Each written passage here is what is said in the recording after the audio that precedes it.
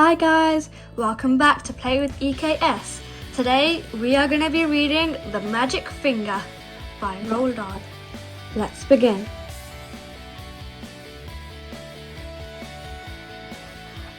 Introducing Girl, Philip Gregg, William Gregg, Mr. and Mrs. Gregg.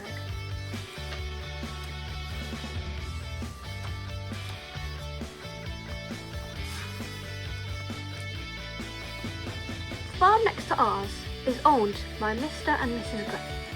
The Greggs have 2 children, both of them boys. Their names are Philip and William. Sometimes I go over to their farm to play with them. I am a girl and I am 8 years old. Philip is also 8 years old. William is 3 years older. He is 10. What? Oh, alright then, he is 11. Last week something very funny happened to the Greggs family. I am going to tell you about it as best as I can. Now, the one thing that Mr. Gregg and his 2 boys loved to do more than anything else was to go hunting. Every Saturday morning, they would take their guns and go off into the woods to look for animals and birds to shoot. Even Philip, who was only 8 years old, had a gun of his own. I can't stand hunting. I just can't stand it. It doesn't seem right to me that men and boys should go to kill animals just for the fun they get out of it. So I used to try and stop Philip and William from doing it. Every time I went over to their farm, I would do my best to talk them out of it, but they only laughed at me. I even said something about it to Mr. Gregg, but he just walked on past me as if I wasn't there. Then, one Saturday morning, I saw Philip and William come out of their woods with their father, and they were carrying a lovely young deer. This made me so cross that I started shouting at them. The boys laughed at me and made faces, and Mr. Gregg told me to go home and mind my own P's and Q's. Well, that did it. I saw red. And before I was able to stop myself, I did something I'd never meant to do. I put the magic finger on them all. Oh dear, I even put it on Mrs. Gregg, who wasn't there. I put it on the whole Gregg family. For months I had been telling myself that I would never put the magic finger upon anyone again. Not what after happened to my teacher, old Mrs. Winter. Poor old Mrs. Winter. One day we were in class, and she was teaching us spelling. Stand up, she said to me, and spell cats. That's an easy one, I said. K-A-T. You are a stupid little girl, Mrs. Winter said. I am not a stupid little girl, I cried. I am a very nice little girl. Go and stand in the corner, Mrs. Winter said. Then I got cross, and I saw red, and I put the magic finger on Mrs. Winter, good and strong, and almost at once. Guess what? Whiskers began growing out of her face. There were long black whiskers, looked just like the ones you see on a cat, only much bigger. And how fast they grew! Before we had time to think, they were out to her ears. Of course, the whole class started screaming with laughter, and then Mrs. Winter said, "Will you be so kind as to tell me what you find so madly funny, all of you?" And when she turned around to write something on the blackboard, we saw that she had grown a tail as well. It was a huge bushy tail. I cannot begin to tell you what happened after that, but if any of you are wondering whether Mrs. Winter is quite alright again now, the answer is no. And she will never be. The magic finger is something I have been able to do all my life. I can't tell you just how I do it because I don't even know myself. But it always happens when I get cross, when I see red. And then I get very, very hot all over. The tip of my forefinger of my right hand begins to tingle most terribly. And suddenly, a sort of flash comes out to me. A quick flash, like something electric. It jumps out and touches the person who has made me cross. And after the magic finger is upon him or her, and the things began to happen. Well, the magic finger was now upon the whole of the Gregg family, and there was no taking off again. I ran home and waited for things to happen. They happened fast. I shall now tell you what those things were. I got the whole story from Philip and William the next morning after it was all over. In the afternoon of the very same day that I put the magic finger on the Gregg family, Mr. Gregg and Philip and William went out hunting once again. This time they were going after wild ducks, so they're heading towards the lake. In the first hour they got 10 birds. The next hour they got 6. "What a day!" cried Mr. Gregg. "This is the best yet." He was beside himself with joy. Just then 4 more wild ducks flew over their heads. They were flying very low. They were easy to hit. Bang, bang, bang, bang went the guns. The ducks flew on. "We missed," said Mr. Gregg. "That's funny." Then, to everyone's surprise, the 4 ducks turned around and came flying right back to the guns. "Hey," said Mr. Gregg, "what on earth are they doing? They are really asking it for this time." He shot at them again, so did the boys. And again, they all missed. Mr. Gregg got very red in the face. "It's the light," he said. "It's getting too dark to see. Let's go home." So they started for home, carrying with them the 16 birds they had shot before. But the four ducks would not leave them alone. They now began flying around and around the hunters as they walked away. Mr. Gregg did not like it one bit. "Be off!" he cried, and he shot at them many more times. But it was no good. He simply could not hit them. All the way home, those 4 ducks flew around in the sky above their heads, and nothing could make them go away. Late that night, after Philip and William had gone to bed, Mr. Gregg went outside to get some wood for the fire. He was crossing the yard when all at once he heard the call of a wild duck in the sky. He stopped to look up. The night was very still. There was a thin yellow moon over the trees on the hill, and the sky was filled with stars. Then Mr. Gregg heard the noise of the wings flying low over his head, and he saw the 4 ducks dark against the night, flying very close together. They were going round and around the house. Mr. Gregg forgot about the firewood and hurried back indoors.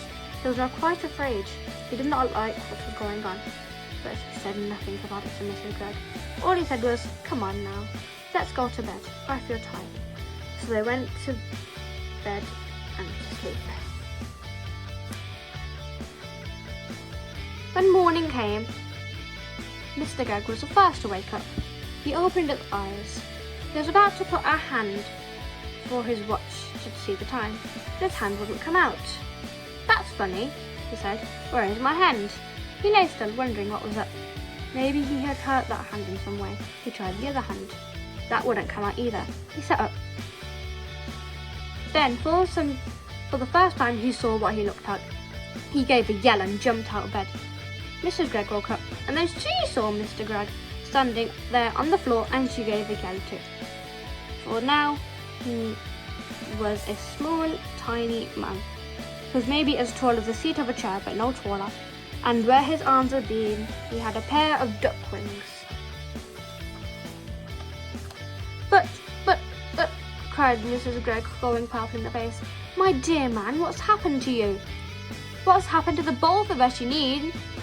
shouted Mr. Gregg. It was Mrs. Gregg's turn to jump out of the bed. She ran to look herself in the glass, but even she was not tall enough to look into it. She was even smaller than Mr. Gregg, and she too had gotten wings instead of arms. "Ho, ho, ho, ho," sobbed Mrs. Gregg. "This is witch's work," cried Mr. Gregg, and both of them started running around the room, flapping their wings. A minute later, Philip and William burst in. They had the same thing had happened to them. They had wings and no arms, and they were really tiny. They were about as big robins. "Mama, Mama, Mama!" chirped Philip. "Look, Mama, we can fly!" And they flew up in the air. "Come down at once," said Mrs. Gregg. "You're much too high." But before she could say another word, Philip and William had flown right out the window.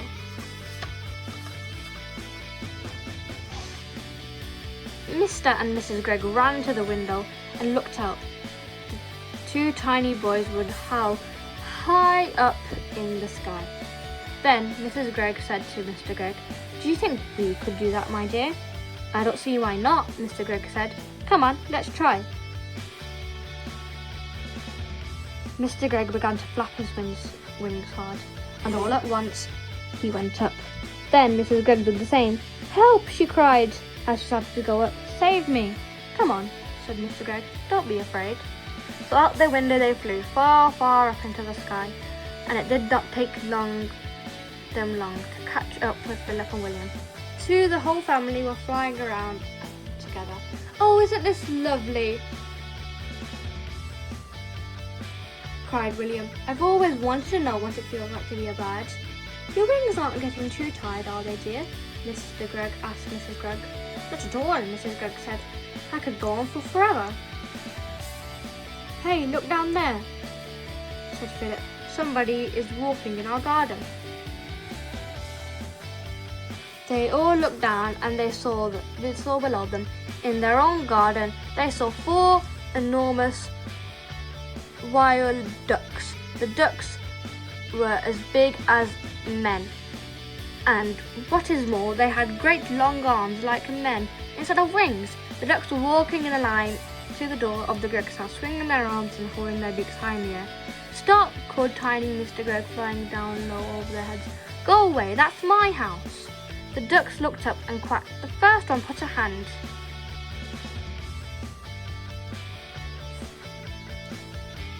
out a hand and opened the door of the house, then went in. The others went in after them. The door shut. The Greggs flew down and sat on the wall of the door. Mrs. Gregg began to cry. Oh dear, she sobbed. "They have taken our house. What shall we do? We have no place to go." Even the boys began to cry for a bit now. "We will be eaten by the cats and foxes in the night," said Philip. "I want to sleep in my own bed," said William. "Now then," said Mr. Gregg, "it's a simply good crying, but that won't help us. Should I tell you what we are going to do?" "What?" they said, and Mr. Gregg looked at them and smiled. "We are going to build a nest." "A nest?" they said. "Can we do that?" "We must do it," said Mr. Gregg. "We've got to have somewhere to sleep. Follow me." They flew off to a tall tree, and right at the top of it, Mr. Gregg chose a place for the nest. "Now we want sticks," he said. "Lots and lots of little sticks. Off you go, all of you. You find them and bring them back here." "But we have no hands," said Philip. "Then use your mouths." Mrs. Gregg and the children flew off. Soon they were carrying sticks in their mouths. Mr. Gregg took the sticks and started to build the nest. "More," he said. "I want more and more and more sticks. Keep going." The nest began to grow. Mr. Gregg was very good at making these sticks stick together. After a while, he said, "That's enough sticks. Now I want leaves and feathers and things like that to make the inside nice and soft." The building of the nest went on and on. It took a long time, but at last it was finished. "Try it," said Mr. Gregg, hopping back. He was very pleased with his work. "Oh, isn't it lovely?" cried Mrs. Gregg, going into it and sitting down. "I feel like I might lay an egg at any moment." The others got in beside her. "Oh, how warm it is," said William. "And what fun it is to living up so high," said Philip. "We may be small, but nobody can hurt us up here." "Well, what about food?" said Mr. Gregg. "We haven't had a thing to eat all day." "That's right," Mr. Gregg said. "So we will now fly back to the house and go in by an open window and get the tin of biscuits and the dicks aren't looking. Well, we will be pecked to bits by those dirty great birds," cried Mrs. Gregg. "We shall be very careful, my love," said Mr. Gregg. And off they went. But when they got to the house, they found all the windows and doors closed. There was no way in. "Just look at that beastly duck cooking in my stove," cried Mrs. Gregg as she flew past the kitchen. "How dare she? And look at that one holding my lovely gun," shouted Mr. Gregg. "One of them is lying in my bed," cried William, looking at the top window. "And one of them is playing with my electric train," cried Philip. Oh dear, said Mrs. Gregg. "They have taken over our whole house. We shall never get it back. And what are we going to eat?" "I will not eat worms," said William. "I would rather die. Or slugs." Mrs. Gregg took the two boys under her wings and hugged them. "Don't worry," she said. "I can mince it up very fine, and you won't know the difference. Lovely slug bird is delicious round crackers." "Oh no," cried Philip. cried William. Never, said Philip. Disgusting, said Mr. Gregg. Just because we have wings doesn't mean we have to eat bird food. We shall eat apples instead. Our trees are full of them. Come on. So they flew over to an apple tree. But eating an apple is without holding it in your hand is not easy at all. Every time you try to get it to your teeth into it, it just pushes away. In the end, they were allowed to get a few small bites each, and then it began to get very dark, so they all flew back to their nest and lay down to sleep. It must have been about this time that I, in my own house, picked up the telephone and tried to call Philip. I wanted to see if the family was all right. Hello, I said. Quack! said a voice at the other end. Who is it? I asked. Quack, quack. Philip, I said. Is that you? Quack, quack, quack, quack. Oh, stop it, I said. Then there came a very funny noise. It was like a bird laughing. I put down the telephone quickly. Oh, is that my magic finger? I cried. What has it done to my friends? That night, while Mr. and Mrs. Gregg and Philip and William were trying to get some sleep in the high nest, a great wind began to blow. The tree rocked from side to side. Everyone, even Mr. Gregg, was afraid that the nest would fall down. Then came the rain. It rained and rained, and the water ran into the nest, and they got as wet as it could be. And oh, it was a bad, bad night. At last the morning came, and with it the warmth sun. Well, said Mr. Gregg, thank goodness that's over. I never want to sleep in a nest again. She got up and looked over the side. Help! She cried. Look down there. What is it, my love? said Mr. Gregg. He stood up and peeped over the side. He got the surprise of his life. On the ground below them stood the 4 enormous ducks as tall as men. And 3 of them were holding guns in their hands. One had Mr. Gregg's gun, one had Mr. Philip's gun, and one had William's gun. The guns were all pointing right up at the nest. No, no, no, called out Mr. and Mrs. Gregg both together. Don't shoot, please don't shoot. Why not? Said one of the ducks. It was the one who wasn't holding the gun. You're always shooting at us. Oh, but it's not the same, said Mr. Gregg. We are allowed to shoot ducks. Who allows you? asked the duck. We allow each other, said Mr. Gregg. Very nice, said the duck. And now we are going to allow each other to shoot you. I would have very loved to see Mr. Gregg's face just then. Oh, please, cried Mrs. Gregg. My 2 little children are here. She wouldn't shoot my children.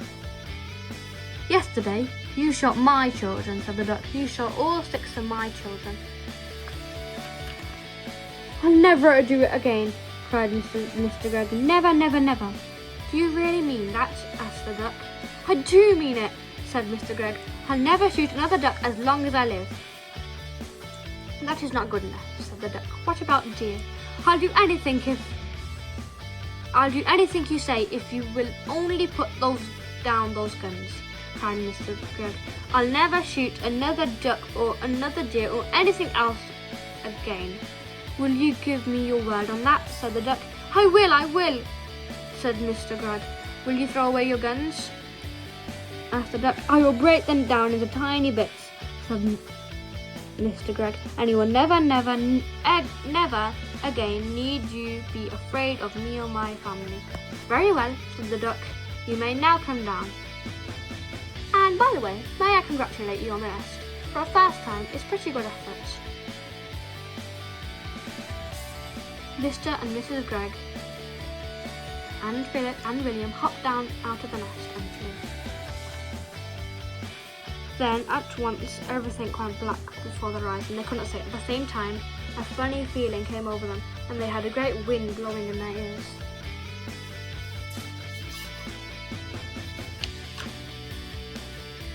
Then the black before their eyes turned to blue, to green, to red, and then to gold. And then suddenly, they were standing in a lovely bright sunshine in their own garden, near their one house, and everything was back to normal once again. Her wings have gone, cried Mr. Gregg. and our arms would come back. Oh, we are not tiny anymore, laughed Mrs. Gregg. I am so glad. Philip and William began dancing around the joy. Then high above their heads they heard the call of a wild duck. They looked up and they saw the 4 birds lovely against the blue sky, flying close together, heading back to the lake. It must have been half an hour later that I walked into the Greggs' garden. I had to come to see how things were going, and I must admit I was expecting the worst. As a gate, I stopped instead. It was a queer sight. In one corner, Mr. Gregg was smashing all 3 guns in tiny pieces into a hammer. And in another corner, Mrs. Gregg was placing beautiful flowers upon 16 tiny mounds of soil, which I had learnt later were the graves of the ducks that had been shot the day before. And in the middle of the yard stood Philip and William, with a sack of their father's best barley beside them. They were surrounded by ducks, doves, pigeons, sparrows, robins, larks, and many other kinds of birds that I did not know. And the birds were eating the barley that the boys scattered by handful. Good morning, Mr. Gregg, I said. Mr. Gregg lowered his hammer and looked at me. My name is not Gregg anymore, he said. In honor of my feathered friends, I changed from Gregg to Egg. And I am Mrs. Egg, said Mrs. Gregg. What happened? I asked. They seemed to have gone completely dotty, the 4 of them. Philip and William then began to tell me the whole story. When they had finished, William said, Look, there's the nest, can you see it? Right in the top of the tree. That's where we slept in it last night. I built it all myself, Mr. Egg said proudly, every stick of it. If you don't believe us, Mrs. Egg said, just go to the house and look at the bathroom. It's a mess. They filled the tub right up to the brim, Philip said, and they have been swimming around it all night and feathers everywhere. Ducks like water, Mr. Egg said. I'm glad they had a good time. Just then, from somewhere over the lake, there came a loud bang. Someone's shooting, I cried. That'll be Jim Cooper, Mr. Egg said. Him and his 3 boys are shooting mad the keepers of the whole family. Suddenly, I started to see red, and then I got hot all over. Then the tip of my finger began tingling most terribly. I could feel the power building up and up inside me. I turned and started running towards the lake as fast as I could. Hey! Shouted Mr. Egg. What's up? Where are you going? To find the Coopers, I called back. But why? You wait and see, I said. They'll be nesting in the trees tonight, every one of them. That's the end.